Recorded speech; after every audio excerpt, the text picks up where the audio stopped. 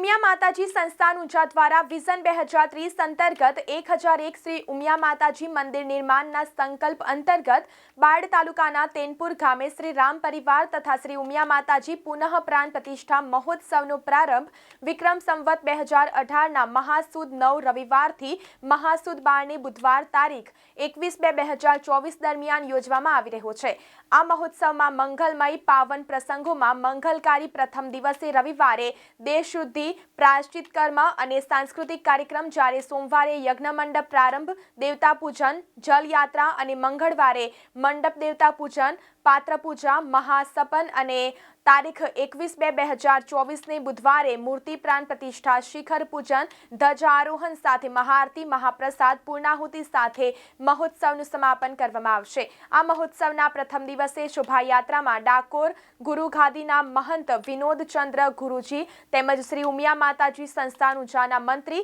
અને શ્રી ઉમિયા મહિલા પરિવાર સંગઠનના કન્વીનરો તથા સંગઠનના તમામ હોદ્દેદારો તેમજ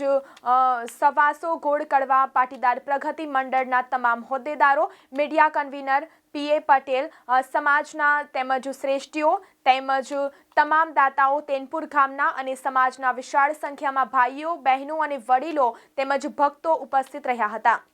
તેમજ આ પ્રસંગે ઉપસ્થિત મહેમાનોનું આયોજકો દ્વારા પુષ્પગુચ્છથી સ્વાગત કરવામાં આવ્યું હતું। આ મહોત્સવના તારીખ 18/2/2024ની રાત્રિએ ભવ્ય રાસ ગરબાનો કાર્યક્રમ રાખવામાં આવ્યો હતો, જેમાં વિશાળ જનમેદની ઉમટી પડી હતી।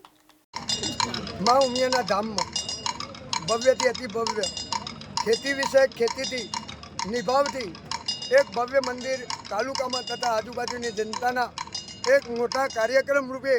અને હજારો વર્ષ યાદગીરી રહે એવું મા ઉમિયાનું અને મા તરણ દેવસ્થાનો જેવા કંઈ બ્રહ્માણીમાં અને રામજી ભગવાનનું મંદિર ભવ્ય બની રહ્યું છે અને તેની અંદર યજ્ઞશાળાની અંદર એક